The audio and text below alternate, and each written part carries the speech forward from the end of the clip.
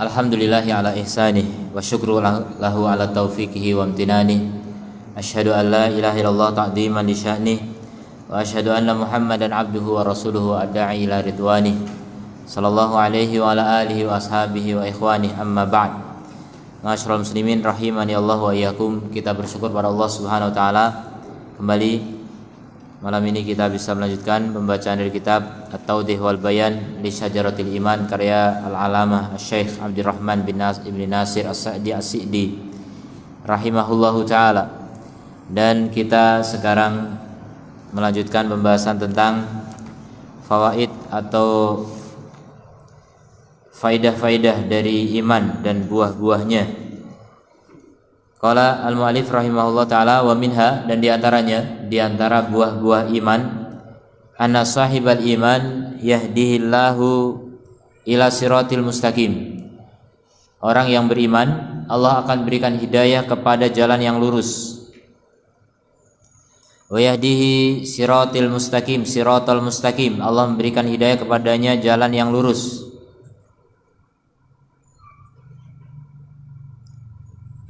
Ini beda ya, yahdihillahu ila siratil mustaqim sama yahdihi siratal mustaqim. Ini perkara yang berbeda. Apa bedanya? Allah berikan hidayah kepada siratal mustaqim dan Allah berikan hidayah siratal mustaqim. Apa bedanya?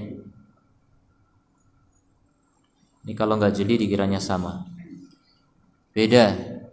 Yang pertama pakai ilah, yang kedua nggak pakai ilah. Itu secara tulisan. Secara makna apa bedanya?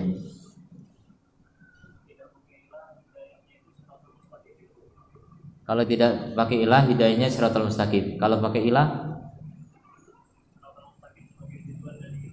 siratal mustaqim sebagai tujuan. Berarti hidayahnya apa? Jalan menuju siratal mustaqim. Kalau siratal mustaqim, jalan bukan? Ya, hampir pas. Apa lebih jelasnya? Jadi hidayah ila siratal mustaqim dengan hidayah siratal mustaqim, mana yang lebih tinggi? Yang kedua. Ya. Jadi ulama memang membedakan antara hidayah ila thoriq sama hidayah ala thoriq. Hidayah menuju jalan sama hidayah di atas jalan. Jadi kalau orang berada di tengah hutan tersesat, dia mau ke kota lewat mana, itu perlu ditunjukkan kepada jalan menuju kota. Oh, di sini nih ada jalan menuju kota. Maka sebelum dia menuju kota, dia harus tahu jalan menuju kota dulu. Ya, itu ada petunjuk menuju jalan. Nah, setelah di atas jalan itu dia butuh petunjuk lagi, gimana biar bisa berjalan di atas petunjuk yang benar.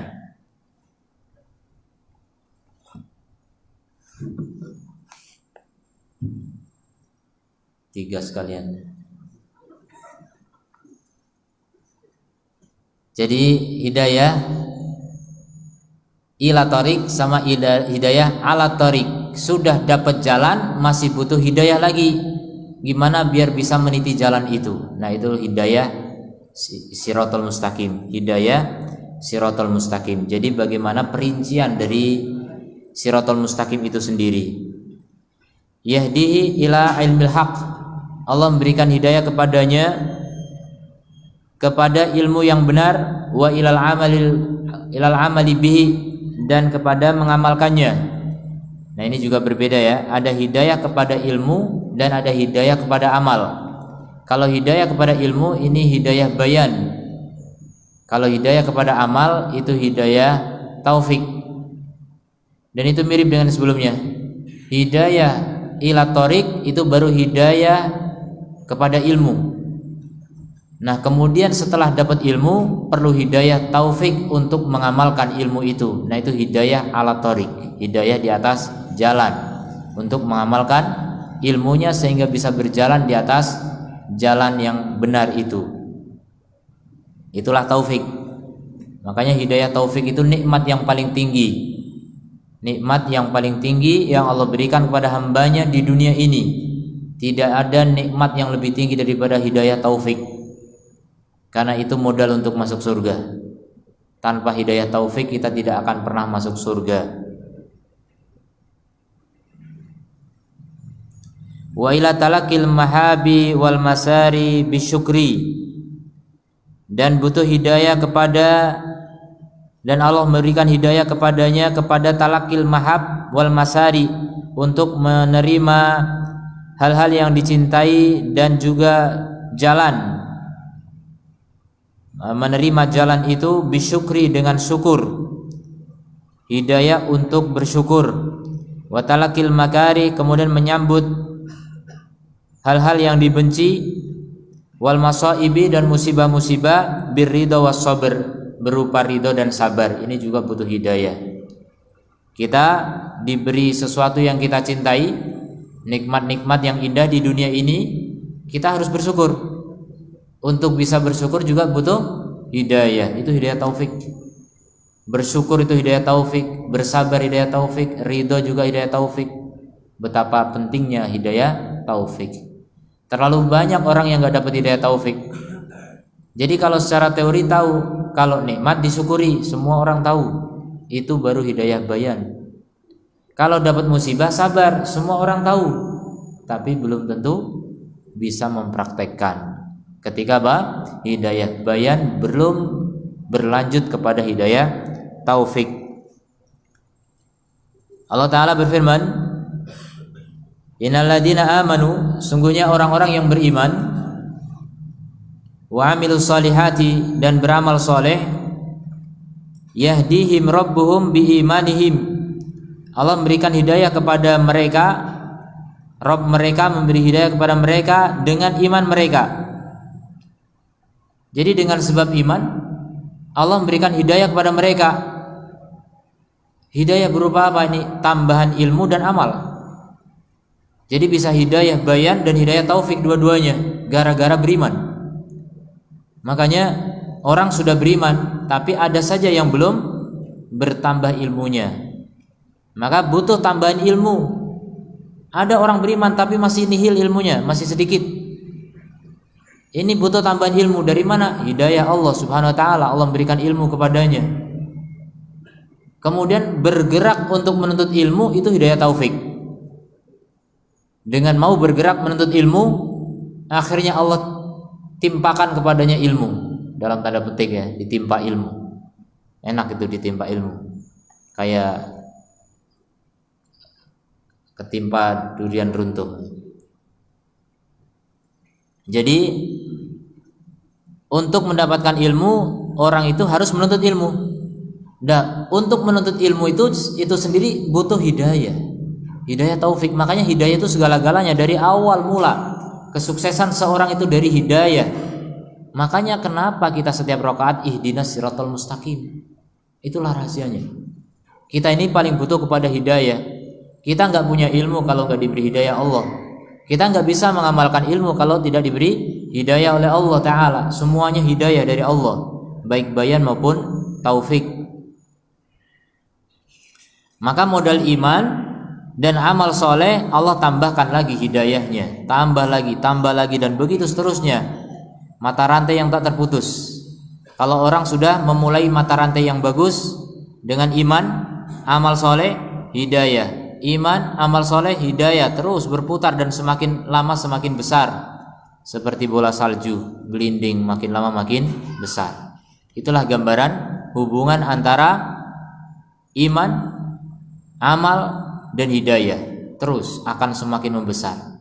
Tapi kapan berhenti seseorang beramal, maka hidayah bisa berhenti dan bisa berganti dengan penelantaran, khudlan. Allah bisa menelantarkan hamba. Apa bentuknya? Allah nggak memberinya hidayah. Gara-gara apa? Malas beramal. Sudah, Allah nggak berikan hidayah. Apa yang terjadi? Bermaksiat. Kalau sudah bermaksiat, maka maksiat yang satu akan menggeret atau menyeret maksiat yang lainnya. Menggeret di bahasa Indonesia, bahasa Jawa. Menyeret kepada maksiat yang berikutnya. maksiat kedua, terus akan membawa maksiat ketiga, keempat. Ini maksiat 1, 2, 3 mungkin masih satu jenis, cuma beda hari atau beda waktu. Nanti akan menyeret kepada jenis maksiat yang lain lagi, dan begitu seterusnya. Akhirnya mata rantai lingkaran setan yang terjadi. Makin hari makin membesar apanya? Dosanya. Kalau yang pertama tadi makin membesar imannya.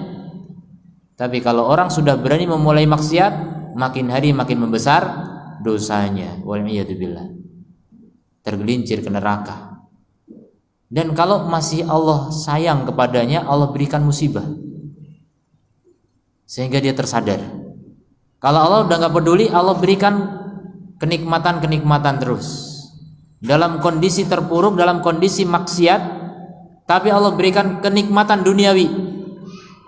Itu artinya Allah sudah tidak peduli lagi dengan hamba itu. Allah timpakan kepadanya kenikmatan-kenikmatan dunia. Itu tanda kalau Allah sudah gak peduli dengan hambanya. Maka hati-hati. Siapa yang bangga ketika ekonomi naik, pangkat naik, jabatan naik, derajat naik, status sosial naik, hati-hati. Jangan-jangan itu istidraj dari Allah Ta'ala. Ketika apa? Kita semakin lalai, semakin ditambah nikmat. Itu terjadi, ya. Maka kita harus waspada. Begitu Allah mengatur kehidupan. Allah Ta'ala berfirman, ma asaba min musibatin, tidaklah menimpa satu musibah pun illa biidnillah, kecuali dengan izin Allah. Wa may yu'min billah yahdi qalbah, dan siapa yang beriman kepada Allah, Allah akan berikan hidayah kepada hatinya. Siapa yang beriman, Allah berikan hidayah. Lihat, syarat untuk mendapatkan hidayah adalah apa? Iman. Jadi orang beriman diberi hidayah. Nah, kaitannya dengan musibah, kira-kira yang dibutuhkan hidayah apa? Hidayah untuk apa? Menjauhi bersabar? Bersabar, iya. Hidayah yang kita butuhkan adalah bersabar. Kalau kita mendapatkan musibah, kita butuh sabar. Nah, kenyataannya tidak semua orang bisa sabar. Karena apa? Allah tidak memberikan hidayah kepadanya. Siapa yang bisa sabar? Yang Allah berikan hidayah. Yang diberi hidayah untuk sabar bisa sabar. Yang enggak diberi hidayah enggak bisa sabar. Maka mintalah kepada Allah. Rabbana afrih alaina sabra, ya Allah tuangkan kepadaku kesabaran. Kita minta sama Allah biar bisa bersabar.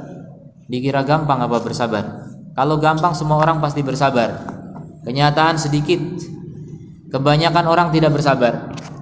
Kebanyakan orang apa? Berkeluh kesah, dersulo, ya, tidak bersabar atas musibah yang Allah timpakan. Jangankan musibah besar, musibah kecil saja penuh dengan keluh kesah, apalagi besar. Jadi modalnya iman untuk bisa bersabar, untuk bisa mendapatkan hidayah dari Allah berupa kesabaran. Pertama harus punya iman.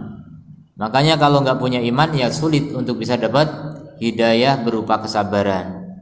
Oleh karena itu penting sekali bagi kita untuk meningkatkan iman. Tambahi iman biar kalau ada musibah kita bisa bersabar. Karena apa? Allah memberikan hidayah sabar dengan sebab iman. Berarti prosesnya dari sekarang kita meningkatkan iman. Kita mengokohkan iman. Kalau belum ada ya kita mendatangkan iman. Kalau sudah ada tingkatkan iman, kokohkan iman, tegarkan iman, teguhkan iman. Jangan sampai luntur, runtuh, kemudian hancur. Jangan sampai iman itu hilang, lenyap. Karena tidak ada sesuatu yang hilang yang lebih bahaya daripada hilangnya iman. Kemudian sebagian salaf berkata, wa rajulu tusibuhu al-musibatu, dia adalah seorang laki-laki yang ditimpa musibah. Faya'lamu annaha min indillah, kemudian dia tahu bahasanya musibah itu dari sisi Allah. Fayarda wa yusallim, maka dia ridho dan dia terima. Nah, ini hidayah dari Allah setelah dia beriman. Karena dia beriman, maka dia tahu musibah itu dari Allah. Itu cabang dari keimanan. Kalau orang beriman beriman pada Allah, dan dia tahu perbuatan Allah. Allah mentakdirkan segala sesuatu, Allah mengatur segala sesuatu. Musibah ini juga tidak lepas dari ketetapan Allah. Nah, itu iman pada takdir. Maka berikutnya apa? Dia pun mudah untuk menerima dan ridho, karena sadar betul itu semuanya dari Allah Subhanahu wa ta'ala. Walau lam yakun min thamaratil iman illa annahu, seandainya tidak ada lagi buah dari keimanan kecuali dia yusalli sahibahu anil masaib wal makarih, menghibur pelakunya atau pemiliknya dari musibah-musibah dan perkara-perkara yang dibenci. Allati kullu ahadin urdatun laha, di mana setiap orang pasti terpapar olehnya. Fi kulli waqtin, bahkan setiap waktu. Wa musahabatul iman wal yakin a'damu musallin anha, maka berteman dengan iman dan yakin itu adalah hiburan yang paling agung dari musibah itu. Ini buah yang berikutnya. Ya, sebenarnya masih ada hubungannya dengan yang sebelumnya, diberi hidayah. Namun hidayah itu umum. Di sini khusus hidayah ketika tertimpa musibah. Berupa apa? Kesabaran, dihibur oleh Allah di saat ditimpa musibah. Orang yang merasa terhibur padahal tertimpa musibah itu hanya orang beriman. Orang yang kalau tertimpa musibah merasa kecewa, menyesal, bersedih hati, duka lara, kemudian berkeluh kesah, itulah orang yang tidak beriman atau lemah iman. Jadi dengan keimanan, orang yang ditimpa musibah bisa terhibur, sebagaimana orang yang lemah iman terhibur dengan nikmat. Semua orang rata-rata terhibur ketika diberi nikmat. Ketika dapat duit senang, ketika sehat senang. Tapi coba, berapa banyak orang yang bisa senang ketika kehilangan duit? Berapa banyak orang yang bisa senang ketika sakit? Alangkah sedikitnya itu. Itu hanya khusus orang-orang yang imannya kuat. Ya, itu hamba-hamba Allah khusus. Dan itu sudah semakin langka di akhir zaman. Stok semakin menipis. Ya, udah edisi terakhir, nggak dicetak ulang barangkali.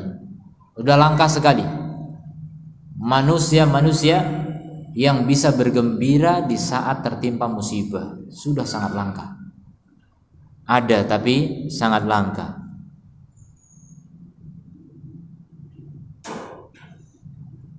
Jadi iman itu merupakan hiburan yang paling agung, yang paling besar di saat seseorang tertimpa musibah. Wa muhawwinin laha, dan yang meringankannya. Makanya Nabi juga mengajari kita berdoa, Allahumma qsim lana min khasyatika ma yahulu bainana wa baina ma'siyatik, wa minal yakini ma tuhawwinu alaina masaibad dunya. Ya Allah, berikan kepada kami keyakinan yang bisa meringankan dengannya musibah-musibah dunia. Jadi itu pemberian Allah berupa keyakinan, keimanan. Siapa yang punya keyakinan, iman yang kuat itu keyakinan, maka ketika ditimpa musibah pasti akan ringan, terhibur dia, bahkan bisa bersenang hati walaupun ditimpa musibah. Wadzalika liquwwati imanihi, dan itu karena kekuatan imannya. Wa quwwati tawakkulihi, dan kekuatan tawakulnya. Wa liquwwati rajaihi, dan kekuatan harapannya. Bi thawabi rabbih, dengan pahala Rabbnya. Jadi orang kena musibah dia berharap pahala, sehingga dia pun senang. Ketika dapat musibah dia tahu hikmah besar, karena Allah ingin menggugurkan dosa, Allah ingin menambah derajat, Allah menambah pahala.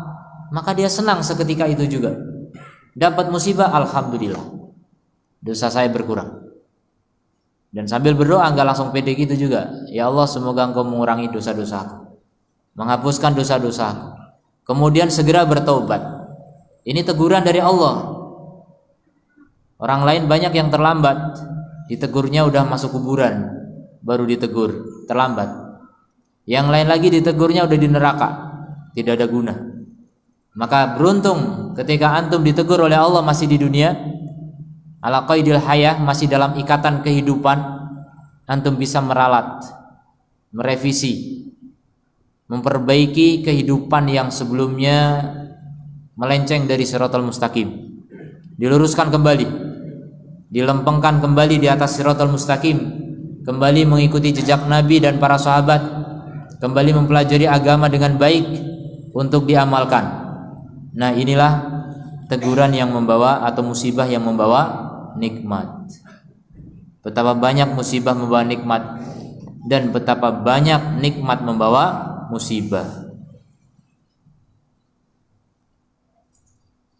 Wa tam'uhu fi fadlihi, dan tamaknya terhadap Allah dalam karunia-Nya. Jadi tamak dengan karunia-Nya, maka tidak peduli dengan musibah yang dirasakan. Dia berharap di balik musibah ini ada pahala yang besar, keutamaan yang besar dari Allah Subhanahu wa taala. Digolongkan ke dalam hamba-hambanya yang bersabar. Ini luar biasa. Fahalawatul ajri tukhaffifu mararatas sabri. Maka manisnya pahala meringankan pahitnya kesabaran. Allah Subhanahu wa taala berfirman di dalam surat An-Nisa ayat 104, in takunu ta'lamuna fa innahum ya'lamuna kama ta'lamun. Apabila kalian terluka, maka sungguh mereka juga terluka sebagaimana kamu terluka. Tapi bedanya, wa tarjuna minallahi ma la yarjun. Kalian berharap pahala dari Allah apa yang mereka tidak harapkan. Ini ketika kaum mukminin perang dengan kaum kafirin, kemudian banyak yang terluka. Allah hibur. Kalau kalian terluka, mereka juga terluka sama. Tapi bedanya, kamu berharap pahala, mereka tidak berharap apapun. Itu jelas jauh berbeda. Maka terlukanya orang yang mengharapkan pahala, terasa luka itu sangat ringan, bahkan cenderung bisa menikmati penderitaan. Karena setiap derita yang bertambah artinya pahala pun bertambah. Karena tidak mungkin disamakan orang yang terluka 1 bacokan misalnya sama dengan orang yang terluka 10 bacokan, nggak mungkin. Allah Maha Adil. Dan adil itu artinya membedakan yang beda, menyamakan yang sama. Itu adil. Kalau membedakan yang sama, menyamakan yang beda, itu tidak adil. Dan begitulah keadilan Allah. Allah Maha Adil, kita tidak ragu dengan keadilannya. Makanya ada pertanyaan tadi pagi, Ustaz, gimana kalau anak itu disekolahkan, diajari agama oleh orang lain, apakah orang tuanya dapat pahala? Saya bilang dapat, orang tuanya dapat pahala. Cuma beda dengan yang orang tuanya mendidik sendiri. Masa disamakan? Ibu yang susah payah didik anak dengan ibu yang cuma nyekolahkan, udah selesai, cuma bayar. Tapi kan bayar, iya bayar, ya dapat pahala bayarnya. Tapi pahala mendidik sebagaimana ibu lain yang mendidik langsung beda. Allah Maha Adil, tidak mungkin suatu yang beda kemudian disamakan. Itulah keadaan Allah.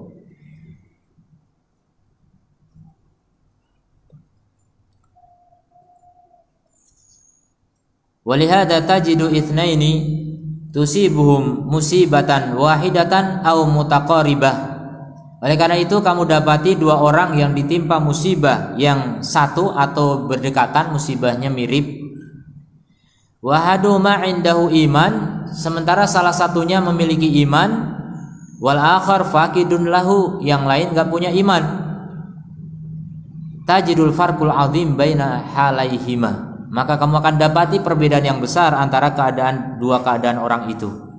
Keadaan 2 orang itu. Ini kita lihat sendiri, kita bisa lihat langsung.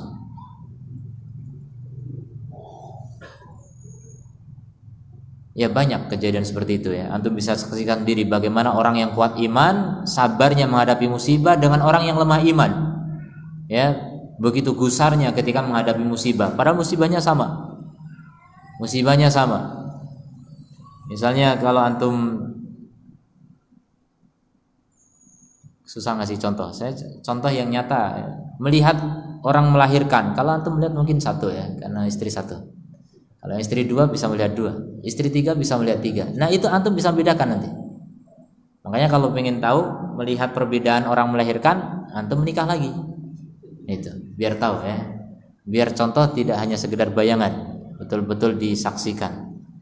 Kita bisa menyaksikan mana orang sabar, mana kurang sabar, mana paling sabar gitu. Bisa kita saksikan ya. Itu contoh saja. Musibahnya sama-sama melahirkan kan. Maksudnya penderitaan melahirkan ya kurang lebih ya begitu sama, semua wanita sama gitu. Tapi ada yang sabar, ada yang kurang sabar, ada yang sangat sabar, beda-beda. Nah itu bisa dicoba ya. Kemudian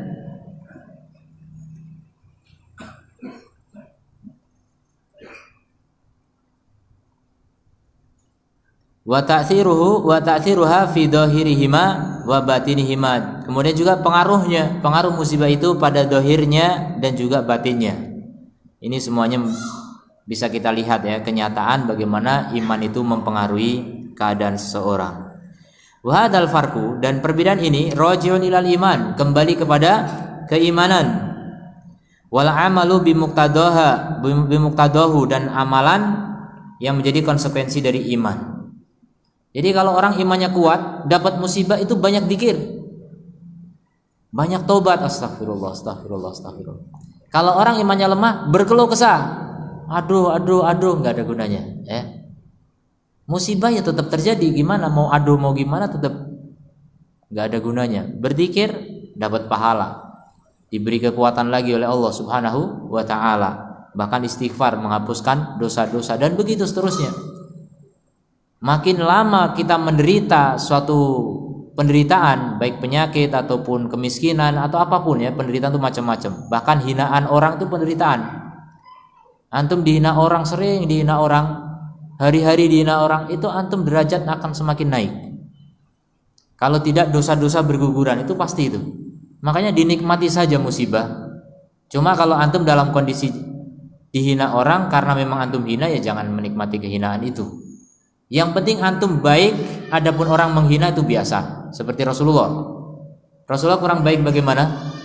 Ada nggak orang menghina Rasulullah? Sampai hari ini pun masih banyak. Padahal orang paling mulia. Jadi tidak masalah antum dihina orang, yang penting antum mulia. Karena penghinaan dari orang itu nggak mengurangi kemuliaan antum di sisi Allah Subhanahu wa Ta'ala. Yang terpenting bagaimana kita menjaga kemuliaan kita di hadapan Allah. Adapun manusia terserah. Manusia nggak punya surga, manusia nggak punya neraka. Ya, jangan dikira kalau kita dihina terus masuk neraka, enggak. Kalau kita dipuji terus masuk surga, belum tentu. Ya, ukurannya bukan pujian dan celaan manusia, itu terlalu rendah.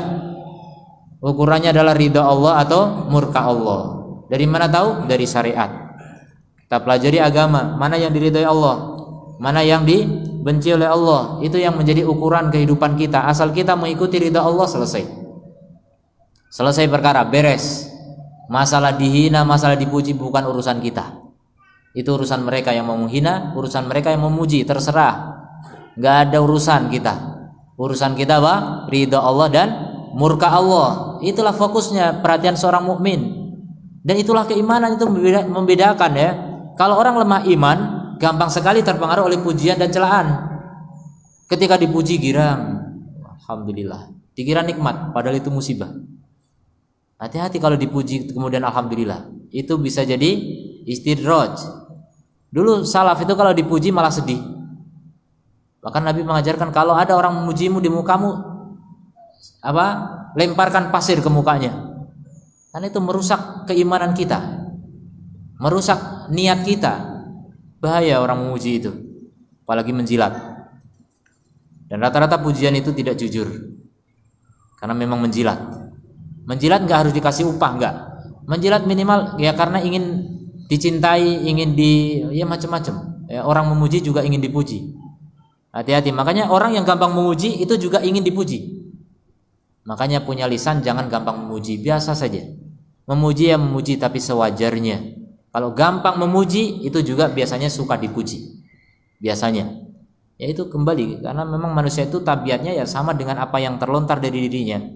Isi hatinya adalah apa yang terlontar dari mulutnya, dari badannya, itulah menggambarkan isi hatinya. Makanya mukmin itu tidak terpengaruh oleh pujian ataupun celaan. Mukmin itu fokus dengan Al-Qur'an dan As-Sunnah. Mukmin itu fokus kepada ilmu dan amal sudah. Itulah kehidupan orang yang beriman. Tidak gampang dipengaruhi oleh keadaan, situasi dan kondisi lingkungan masyarakat, nggak mudah terpengaruh oleh mereka. Bahkan kalau bisa dialah yang mempengaruhi masyarakat. Dialah yang akan memberikan pencerahan bagi masyarakat yang notabene kebanyakan masyarakat itu pikirannya itu hanya ridho manusia rata-rata. Jarang manusia hari ini yang berpikir ridha Allah, sangat jarang. Maka antum yang punya iman, coba berikan pengaruh kepada mereka. Jangan sampai mereka memberi pengaruh pada kita. Karena memang kehidupan itu saling mempengaruhi.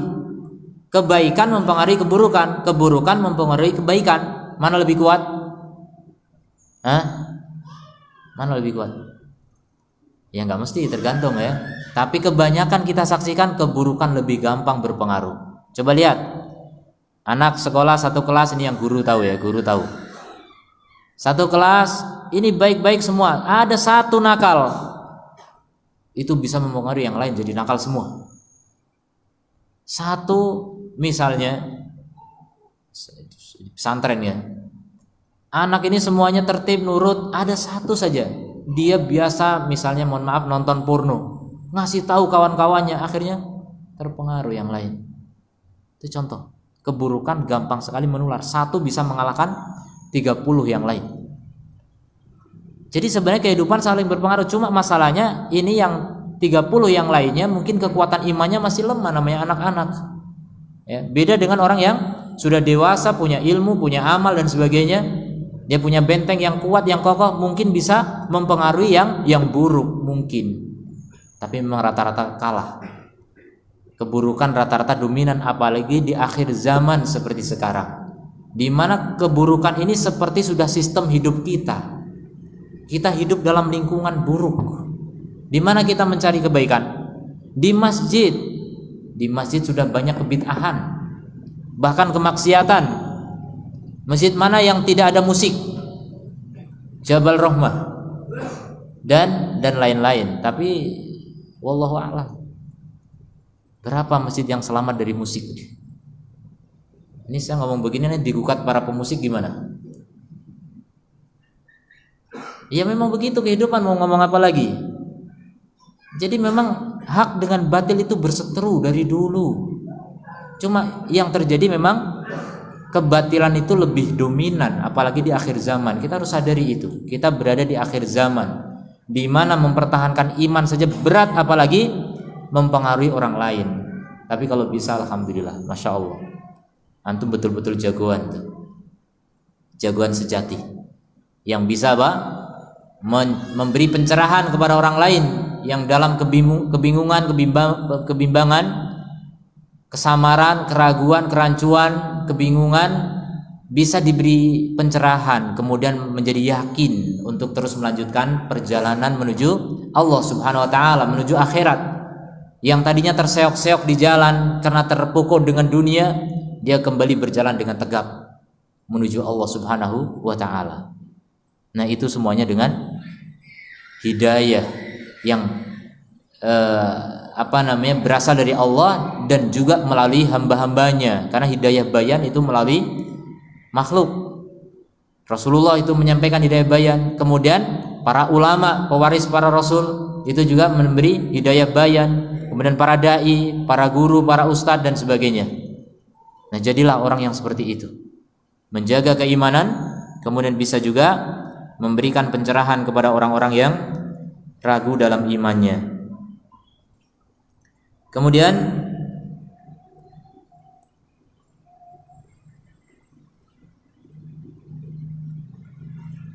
wa kama annahu yusalli 'inda wurudil masaib, dan sebagaimana iman itu bisa menghibur ketika datangnya musibah dan makarih, sesuatu yang dibenci. Fa innahu yusalli 'inda faqdil mahabi.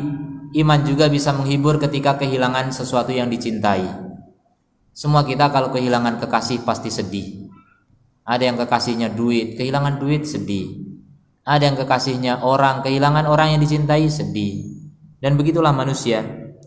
Fa idza faqadal mu'min habibahu, kalau seorang mukmin kehilangan kekasihnya, alladzi tumakkanu hubbuhu min qalbihi, di mana cintanya sudah menempati relung hatinya, min ahli waladihi wa waladihi, dari keluarga dan juga anaknya, kemudian harta, kemudian kawan, wasyibhiha, dan yang semisalnya, tusalli bihalawati imanihi, tusalla bihalawati imanihi, dia akan terhibur dengan apa?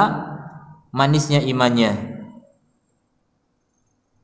Wal imanu khairu iwadin lil mu'min, dan iman itu sebaik-baik pengganti bagi mukmin, an kulli mafkudin, dari setiap apa yang hilang. Kalau kita kehilangan duit, tenang, masih ada iman. Tapi kalau kehilangan iman, mau diganti apa? Nggak ada pengganti. Tidak ada pengganti. Dunia seisinya nggak ada gunanya kalau orang kehilangan iman. Tapi antum kehilangan dunia seisinya dan nggak bakal. Sebagian dunia antum hilang, sebagian dunia antum, iman itu mengganti segalanya. Cukup dengan iman, mau apa lagi? Kalau kita mati membawa iman, kita masuk surga insya Allah. Pasti, bahkan kalau membawa iman betul. Maka Pak, jangan ragu untuk terus berkarya dan berjalan di jalan iman, karena tidak ada sesuatu yang bisa menggantikan iman. Kama huwa musyahad mujarrab, sebagaimana dia bisa disaksikan dan sudah teruji. Wa faqdul mahbubi fil haqiqati ma'dudun minal masaib, dan kehilangan sesuatu yang dicintai itu hakikatnya adalah dianggap sebagai musibah, termasuk musibah ketika kehilangan apa? Kekasih. Walaula anna Ya'qub alaihi salatu wasalam indahu minal iman, seandainya Ya'qub tidak punya iman, ma yahunu alaihi musibatuh, maka tidak akan ringan atasnya musibahnya ketika kehilangan Yusuf, bersama cintanya yang luar biasa kepada Yusuf. Bihaitsu qala li ikhwatihi, di mana beliau berkata kepada saudara-saudaranya Yusuf, lamma talabu minhu, ketika mencarinya, ba'da yaumin, pada sebagian hari, an yadhabu ma'hum, agar pergi bersama mereka, liyarta'a wa yal'ab, agar bermain dan bermain, qala, agar mengembala dan bermain, qala inni la yahzununi an tadhabu bi, sungguh aku sedih kalian pergi bersama Yusuf. Padahal pergi bermain sudah sedih. Itu menunjukkan betapa cintanya Ya'qub kepada Yusuf alaihissalam, anak yang sangat dicintainya. Fa akhbara annal mani' lahu min irsalihi, maka Allah mengkabarkan bahwa yang menghalangi beliau untuk mengirimnya, annahu la yasbir ala firaqihi, beliau kurang sabar untuk berpisah dengannya, wala sa'ah min naharin, walaupun sesaat di waktu siang, walakinnahum alajuhu, akan tetapi mereka memaksanya atau merayunya. Wa dzakaru lahu al-asbab, kemudian mereka menyebutkan baginya sebab-sebab, allati tujibu lahu an yursilahu, yang bisa mengharuskannya untuk mengirimnya, untuk melepasnya bersama mereka. Fa arsalahu, maka akhirnya Ya'qub pun melepasnya. Liyaqdiyallahu amron kana maf'ula, agar Allah menunaikan perkara yang memang Allah sudah tetapkan. Famin hadil hala, maka dalam kondisi ini, dari kondisi ini, wahada hubbuhu al-baligh, dan inilah cintanya yang mendalam, alladzi la yumkin al-mu'abbir an yu'abbira anhu, di mana orang yang mengungkapkan tidak mungkin bisa mengungkapkannya. Hal yadkhulu fid dhihni, apakah masuk ke dalam otak, annahu yabqa hadil muddah at-tawila, bahasanya berlangsung dalam tempo yang sangat panjang, alal wujud, ada di dalam wujud, bal yaglibu ala dhanni, bahkan menjadi kuat persangkaan, anal hub yufattit kabadahu, bahasanya cinta itu bisa mencerai-beraikan hatinya, bi asra'i waktin, dalam waktu yang sangat cepat. Walakin kuwatul iman, akan tetapi kekuatan iman, wa kuwatur roja billah, dan kekuatan harapan pada Allah mengharuskan dia Yakub ayatamasaka untuk berpegang teguh kulahadil muddah dalam waktu yang sangat panjang ini, sehingga Allah mendatangkan jalan keluar bagi yang Allah janjikan bagi kaum mukminin. Wa kadzalika ummu Musa, demikian juga ibunya Musa ketika pergi ke sungai bersama Musa, fasbaha fuaduha farigon, sampai hatinya kosong. Begitu Allah mengisahkan, min kulli syai, kosong dari segala sesuatu, illa min al huzni ala Musa, kecuali atas kesedihan dari Musa. Walaula anna Allah rabata ala qalbiha, seandainya Allah tidak mengikat pada hatinya dengan iman, wa alimat anna wa'dallahi haqqun, dan tahu bahasanya janji Allah itu benar, lakadat tubdi bima fi qalbihi, hampir-hampir dia akan menampakkan apa yang ada dalam hatinya, wa tusarri bi musibatiha, dan teriak dengan musibahnya, walakin huwal iman, akan tetapi dialah iman, al musabbit, yang mengokohkan ketika dalam kondisi genting, al musalli, yang menghibur ketika ada musibah, yang menguatkan apabila lemah kekuatan, al-mu'zi idza azzal azza, yang menjadi keperkasaan ketika sudah melemah. Ya, sampai di sini. Semoga Allah memberikan taufik kepada kita sekalian untuk menetapi iman dan menguatkannya. Wabillahi taufik wal hidayah. Assalamualaikum warahmatullahi wabarakatuh.